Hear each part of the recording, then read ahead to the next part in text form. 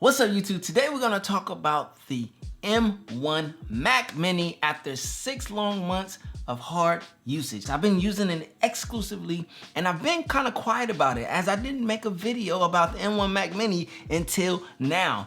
Why did I do that? Because I wanted to give that M1 and the Mac Mini its proper usage. I wanted to edit all of my videos and upload to YouTube. I wanted to use it on my main desk setup as my main machine for my everyday while I'm doing business, while I'm being a creator, and while I'm just doing regular lax activity and watching content and all of those different things so that I could come back and talk to you about it.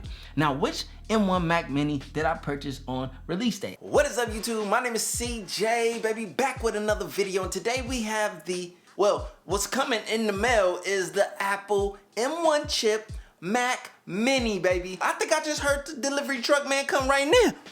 I had this thing since release date, and I grabbed the base model, the $699 model, the most appealing model, probably the most because it's the cheapest, and honestly, it's the best price computer on the market right now, period. I can say that. But we gotta talk about the cons, the shortcomings, and then we're gonna talk about the pros and just the future of this M1, because this chip, I won't lie, is absolutely exciting. Now let's talk about the cons that I've come up against in using this M1 Mac Mini over the last 6 months. Here's a perfect example of how I say I bottlenecked the M1 right now. Oh, see, my audio just came back. For a second, the audio wasn't working, but it just always has to catch up to me. So the first thing I want to talk about is the GPU. The GPU is started on to the ARM chip. That's what makes the ARM chip so dope, because the GPU is right there going straight into the CPU. All that good stuff is all in one chip packaged up. So you can't really alter that. The GPU is semi-pro. It only has 8 cores. But the beauty is there's going to be a higher grade M1 chip, which is, I think people are calling it M1X, which should have double or maybe even more cores in the GPU and CPU RAM. That will allow for a more professional graphical performance, and I'm really looking forward to that, because at times in Final Cut Pro, when I'm doing a lot of layering and titles and things like that, now I do have the 8GB RAM model, like as I said, this is the base. I was running into some bottlenecks. All right, so this is a perfect example of me bottlenecking the M1 Mac Mini. All I did was try to open up this compounded clip so I could, get some information from the edit within it, and we are stuck on a spinning circle, spinning wheel of death, as you can see, and this is the M1 Mac Mini. So, yeah, that's why I'm looking forward to a more professional M1 or a more higher grade one, because I push this one to its limits all the time, a lot of times with my edits, so it is what it is. I'm just pushing it to its limits just to see the bottlenecks. That in no way degrades what that 8-core GPU can actually do right now. But we'll talk about that more when I get into the pros. Right now we're on the cons. Another con, and this is probably from a perspective of someone who's really pushing this as far as it can go, is the max amount of RAM that you can get is 16 gigabytes. Also, you have to choose your RAM at purchase time. So, the $699 is an ideal price point, and 8 gigabytes of RAM on the M1 is fair. Then the 16 gigabytes would probably be even better, but there's no 32 gigabyte and such option, which I think will come later on in the M1X. This is me talking as a more pro user, but I'm using this thing and I was maxing it out. There's also the idea that once you cross your RAM limit, you start using swap memory, which is basically, it starts to use memory on the SSD, and over time, that can possibly degrade your SSD's longevity, which is your internal memory for your device. So you don't want to see that get corrupt. That's one of those things I found with the RAM. I would say opt for the higher 16 gigabyte of RAM if your budget can allow. That is if you tend to use and push your machine to those limits. So another drawback or con to this M1 Mac Mini is you only get 2 Thunderbolt ports out. That's it, period. 2 Thunderbolt ports. So that kind of pushes you to have to grab external accessories for more ports and things like that. So you have to think about that going into this thing. You get 2 USB-A ports out, but that's it. So use your ports wisely and plan them out. Another drawback for some people this is for is there is only a max of 2 displays out of the M1 Mac Mini. Now, 2 displays is more than enough for the general typical user. So if you're not one of those people who are a nut like me or these other tech geeks who might want to push 3 displays and so forth, you have nothing to worry about. But I just want to say the limit is 2 displays out. Another thing or a slight drawback with the M1 Mac Mini, I know it's all about design and aesthetics, but all of the ports are on the rear, on the back. Basically what that does is if you ever have to plug anything in and out consistently, you're having to reach over and guess where it is. I mean, that design has been a thing with Apple. Even with their iMacs, it's on the back. You be trying to reach to the back, which is why I really value having an external hub of some sort. So I use the CalDigit TS3 Pro, I believe it's called, and I love that thing. It's absolutely phenomenal. It gives me so many ports and so much power out of a Thunderbolt 3 port. So I'm able to take a Thunderbolt 3 port and just turn it into all of the ports that I probably could possibly need. I literally have every port maxed out on my M1 Mac Mini, and that's including the CalDigit and all of the ports on the back of the M1 Mac Mini. So that just speaks to those ports and kind of the limits of it, especially for a user like me. The last and final con to the M1 Mac Mini, if you haven't thought about it, is yes, the price point is $699 is super attractive, but you have to purchase a monitor if you don't have one already to go along with that. And depending on what type of monitor and graphical performance you're looking for, that can get expensive. Especially if you want a Thunderbolt 3 monitor, the price goes up, but it's ideal. Like right now, I use a LG 5K2K 34-inch ultra-wide Thunderbolt 3 monitor. But this is on the higher end of monitors. This thing is about $1,300 to $1,400. Luckily, I didn't pay that for it. I got it at a great deal at Micro Center. Shout out to Micro Center. And I just ran away with that steal. That's all I can say. No, I didn't steal it. No, like relax. I paid for it, but I just had a phenomenal price. Let me clarify that. All right, so I just talked about some of the cons and some of the things to be wary about when looking to purchase an M1 Mac Mini. Let's talk about the pros and the things that are so great and why you hear everyone raving about the M1 Mac Mini and just the M1 architecture as it is. It is phenomenal. So let's get into it. Number 1, the super sweet spot about the M1 Mac Mini, as I said before, is the price. This base model comes in at $699. And then there's the other model where if you want 512 gigabytes of storage, it goes up, I think, another $200, so it's like $899. Here's something I want to just kick to you guys for you to think about. Now, I grabbed the base model, and that only has 256 gigabytes of internal storage, but I do a lot of offloading.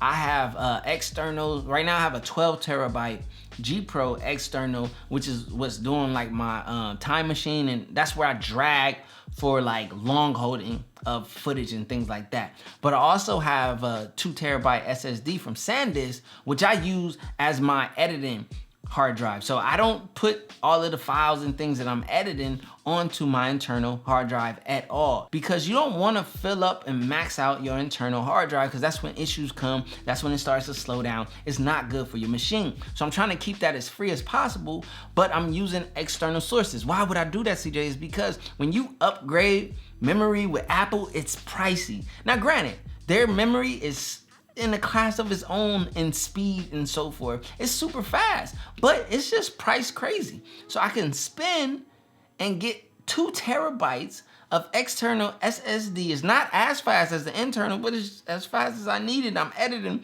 4K footage off of it, more than you can need in speed for a great price. So that $200 that would have only got me from 256 to 512, I put towards a 2 terabyte external SSD. I just kind of want to throw that note out there and get you to kind of think so you can understand how you should build it and how much you should actually spend with Apple. I think that $200 that you would spend for the 512 gigabytes internal can be spent more so towards the 16 gigabytes of RAM, which I think is the way to go if your use is, in that category. Now, here's what I want to say. I know earlier I kind of picked at the GPU performance, but it's more than enough for the typical user.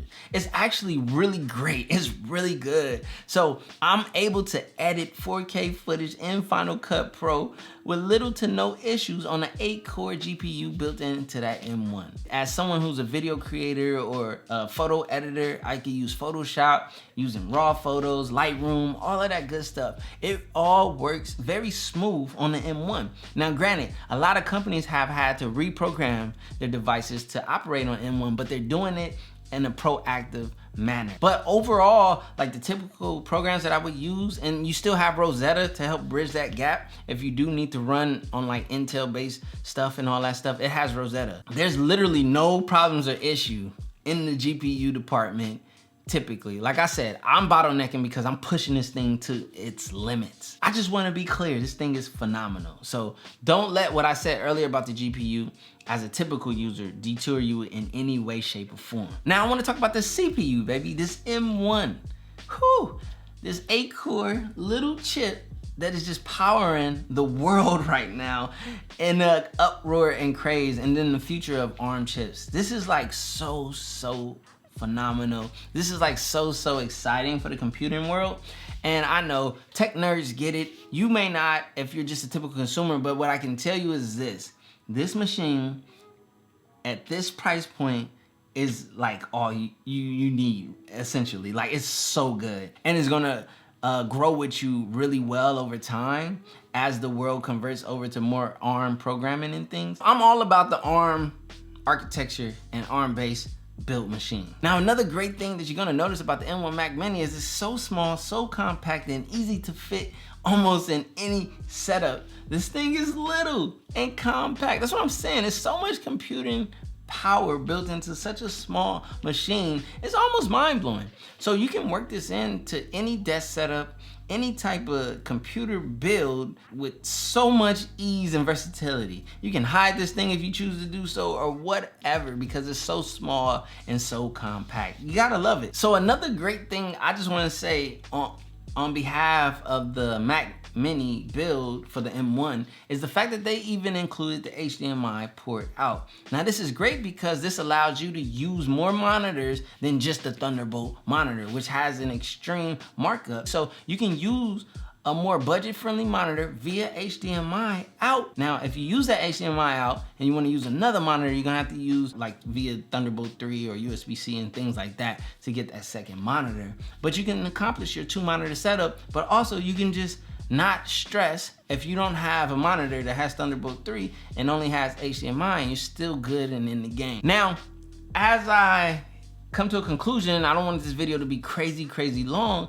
I just want to talk about like my user experience with the M1 Mac Mini, like, and why I can recommend this computer, and why I can even say that this is probably the best price computer that you can grab on the market. For a desktop computer at $699 or $899 if you go with the build for 16 gigabytes of RAM, and if you choose to go with a higher internal, you know, the price goes up as you add those things, and it can be even $1,099, say if you go with the 512 and then the 16 gigs, somewhere around in that price point. Even at $1,000, if you do a build that's like $1,000 or $1,100, whatever it would come out to, it's still the best price desktop computer per dollar, per value, per performance. I'll say this, I'm actually thoroughly impressed by the M1 build. That's why I hopped on the iMac 24-inch, which just released, which is actually another great option because you get that built-in Apple display at what is it, 4.5K resolution display already built in with this same M1 architecture, the same M1 performance. For those of you who don't want to have to deal with you know, getting a monitor or using an additional monitor, you want just the all-in-one, the iMac 24-inch that just released is a great option. It is coming to the channel, so I will be using that. Like, I'll get that in, I'll swap it out for the M1 Mac Mini in the main setup and start putting that to use, and then I'll report to you guys on that in a timely manner. All in all, in a nutshell, the M1 Mac Mini is dope, is great, is ideally priced, has the ideal performance, and it's the future of computing. So if you ever are in the market and you want to check it out, I highly recommend you just give it a go and experience the M1, whether it's now, later in the iMac, or in the MacBook Air, MacBook Pro, whatever. Experience M1. My name is CJ, this is CJ Unplugged. Like the video if you liked it, hit the subscribe button and come back for more dope tech videos so I can help you with your tech purchasing needs. Peace. That's on me, ayy. Any day could've been dead. High school price on my head. Paranoid lying in my bed. Pray to God they don't turn my shirt cherry. I was lost, didn't know me. Introduced myself to codeine. 6 months was a dope fiend. Philly didn't even know things. There was a low me. Swear to God, it was a old me. Everything you ever told me. Everything you even show me, I forgot it. Cause me drama.